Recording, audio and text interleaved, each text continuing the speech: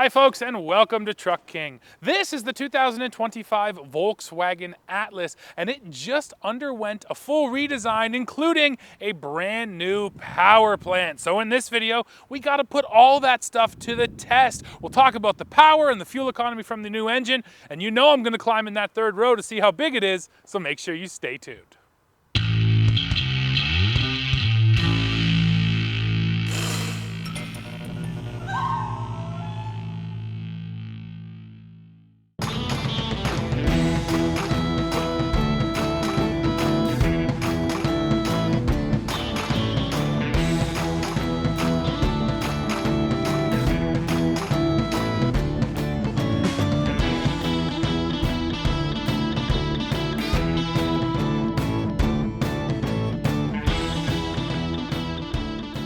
Let's take a closer look now. So this new power plant is a 2-liter turbocharged 4-cylinder engine. It's making 269 horsepower and 273 pound-feet of torque, and that is more than a 30 horsepower jump from the engine it replaces. So yes, we do have more power for this new generation of Atlas, and all of that is sent through an 8-speed automatic transmission.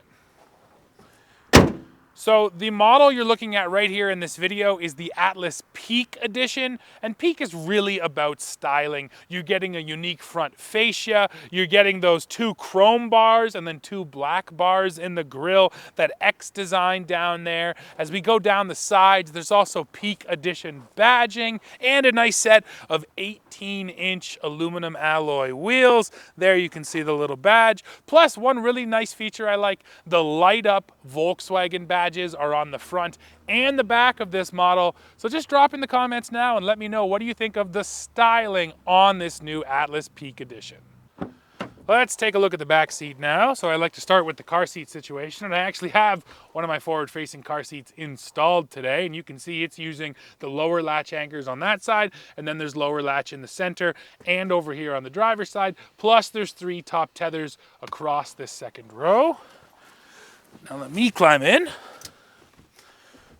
So this is just under 38 inches of legroom, and it's absolutely a ton. I got no problem with knee room there. This is my driving position in front of me, so no issues there. And yeah, I like how much space I have. Headroom, lots of headroom. My hair's brushing a little bit, but that's no big deal, and I do stand at 6'2", so that's all good news. This is definitely a usable second row, and it has a couple little tricks. First of all, this seat has over 7 inches of adjustability. So sure, now my knees are jammed in, but this is nice because you can give more space to your third row passengers, or if nobody's back there, grab the handle and push it all the way back. Now I'll also bring it forward to show you, you also have 14 degrees of recline, which for a second row, honestly feels like quite a bit. So yeah, you can really adjust this thing however you want to. Now when it comes to features, here in our Peak Edition, we do have our own HVAC controls down here for the second row.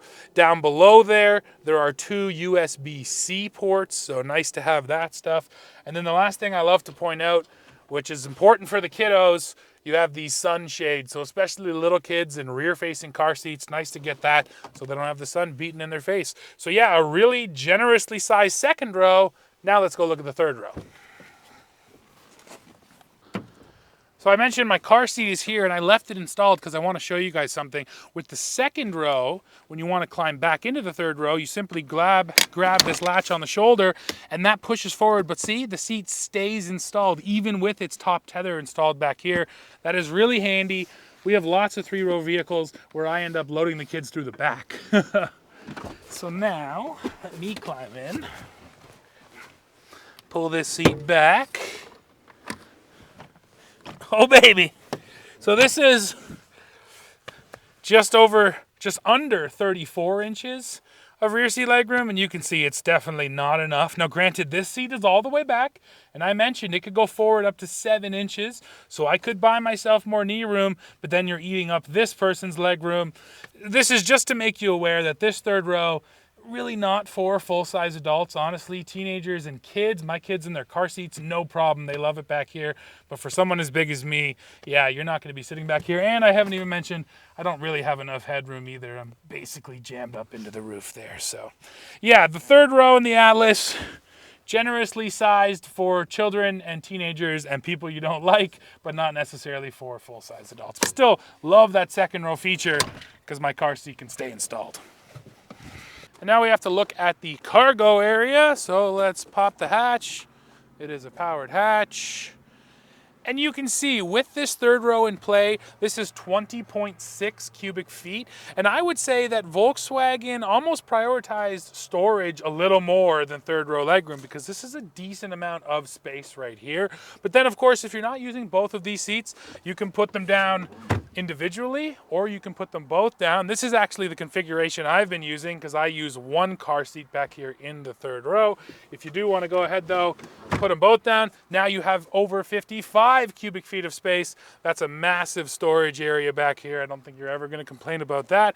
And then you also get some storage over here underneath the floor. So you get your toolkit, you get your sunshade, which has a nice storage spot. And then underneath this is a full-size spare tire. So nice to have that as well. So yeah, I do think Volkswagen prioritized the storage a little more than the third row legroom, but especially if you're like me and you're just putting young kids back there, that's totally okay. Now finally, because we're back here, I should mention towing. This Atlas can pull up to 5,000 pounds, which is a really good number in this segment. And let's take a look at the payload on the door jamb sticker. With this one as it sits, you're talking about 1,102 pounds of payload. All right, folks, time to take the Atlas for a drive. And as you can see out my window here and in front of me, wintertime is back. We're shooting our driving shots today on a different day than we shot the B-roll. So when we initially shot, it was a green lawn. But today, yes, we got snow falling. So I want to test the all-wheel drive. So we're going to put this thing in drive. And it does have drive modes. For now, we're going to take off in comfort mode, which is sort of the normal drive mode. And let's see how it handles a foot to the floor throttle application on a slippery road. Here we go. 3, 2, 1, let's go.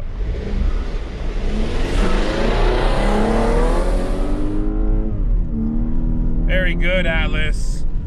Really good. Pretty much what you want out of a modern all-wheel drive system. It instantly cut my power because it felt the wheels all want to slip, so the power gets cut, and then it nice and gently rolls that power back on to make sure you don't break traction. And yeah, there might have been a little bit of slipping there off the line, but for the most part, that felt pretty solid. Now we'll go back and we'll do another one, but this time we're gonna set it into snow mode to see if that thing, that drive mode really makes a difference. And now we're set up again. We're gonna put it over into snow mode. Perfect. And we're gonna do the exact same thing, foot to the floor, and we'll see if it reacts any differently. In 3, 2, 1. Interesting. So the difference I felt there is snow mode, it actually felt more powerful off the line, and it felt like it didn't have to spin and then quickly correct. It felt like right from the very first throttle application, it rolled that throttle on much more gradually, which makes a lot of sense because of course the vehicle knows I want you to be, you know, in snow mode. I'm taking off in slippery conditions, so don't give me that power. Whereas in normal or comfort, it allowed the power to rev up and then cut it and then rolled it back on. So that just means in everyday driving, your vehicle in this Atlas is gonna feel more sure-footed right off the line because it doesn't have to sort of respond to a situation. It is proactive rather than reactive, and I definitely like that. And now, yeah, let's just go for a drive on these winter roads and keep talking about how it handles in the snow and how it drives overall.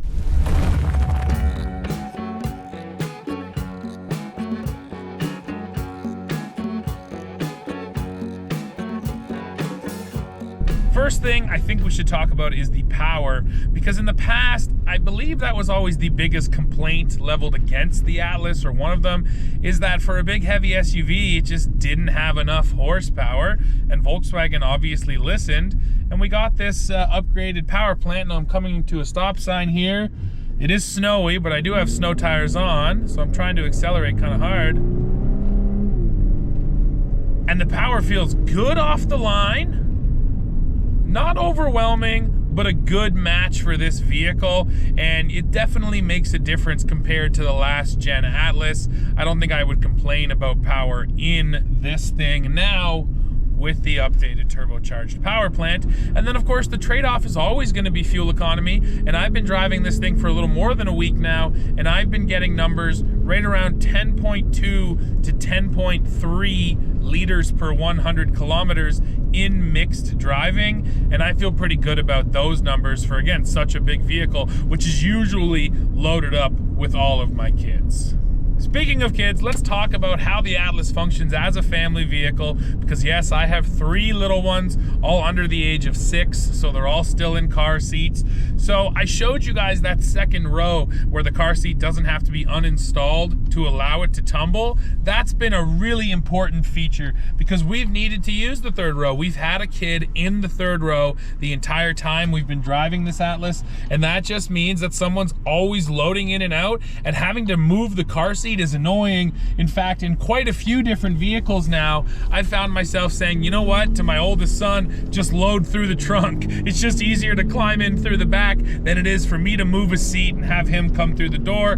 The Atlas wasn't like that. Right away I realized, oh, I can tumble these seats. No, son, you're gonna get in through the door here. So I do appreciate that. Now in our case, I'm only using one of those seats in the back, so the other seat is able to stay folded, which means we had enough cargo space. I do think if you're a family with 3 or 4 kids, that when the third row is in full use, cargo leaves a little bit to be desired, but passenger space is quite good. And I showed you, I had to jam myself in the third row, but for my 6-year-old, that third row is massive, and actually he always wants to be back there. He loves it back there. So yeah, as a family vehicle, it's been functioning quite well. Let's talk interior and styling in here. First of all, I think it comes across kind of a serious sort of interior because it's a lot of black and dark colors, so sort of business-like, and that's a good thing because honestly this interior also feels like it could be in a luxury vehicle. I like the different textures that are on a lot of the different plastics, and we do have some piano black, but there's not a ton of it in here, which I think is a good thing. Now, one of the features I really like, and it's nothing new, but the fact that you can adjust the colors on your interior lighting, and you can even go as far as to adjust individual colors on different parts of the vehicle and how bright, you know, the doors are versus how bright the footwells are. And yeah, it's a little thing, but I like how customizable all of that stuff is. And I'll be honest, again, with the kiddos, they love that I can get in and change the interior color scheme every time we drive it, and I'm pretty sure I did change it every time we drive it because they were requesting that from the back. So I like the way it looks, really nice business executive sort of interior, and then a fun little detail with that color changing light strip. The drive overall matches sort of that business executive luxury feeling interior because it's comfortable and quiet. The suspension remains stiff enough to give you some okay handling, but it's also plenty soft to make sure that if you are on some rough roads, it's just going to eat them up. So I appreciate the way this thing feels going down the road. And I think maybe most importantly for a family vehicle like this, in this segment, you just want the drive to be easy, and it really is here. And I would actually say it even drives a little bit smaller than it actually is, which is a good thing. It never feels like it's some big, massive, unwieldy vehicle. If I do have a complaint, and I feel like I make this one a lot these days, it has to do with the driver autonomous aids, you know, the systems that are in here to help me stay in the lines and drive down the road. I feel like the system is a little bit aggressive. It kind of yanks the wheel a little bit to areas that I don't want to be. So I just found myself turning it off. You have a switch right on the steering wheel, easy to shut off. And I did that because personally, and I know this is subjective, I really don't like when a vehicle is trying to drive for me and not allowing me to, have any input at all. And then when I do try to let the vehicle do its thing, well, then it gets mad at me and says that I'm not putting my hands on the wheel because it wants you to be having input. But the problem is that when I'm inputting, it's fighting against it. And I can't stand that feeling. So I ended up just turning it off. Although what I do like is you can turn off all the lane keep stuff, but keep on the adaptive cruise control. And I definitely was using the adaptive cruise. To sum all that up, after some time with the Atlas, and I did actually have this thing over Christmas, so it was, taking us to Grandma and Grandpa's house and loaded up with presents, doing all that family stuff that you do around Christmas time. It performed great. I have to say it is a solid family vehicle. If you need something with that third row and you want the all-wheel drive, the Atlas is a really good choice. Well, folks, we have come to the end of this one. With this redesigned Atlas, Volkswagen addressed the power plant. A lot of people wanted more power. Now you have it. And with the interior and the exterior, I just think it straight up looks better. So like I said, that's it for this one. Of course, I need to hear from you. Drop into the comments. Let me know what you think of this Atlas Peak Edition. And while you're down below, don't forget to hit like, hit subscribe, hit join to become a member, and then come right back here to the channel to see what we're testing next.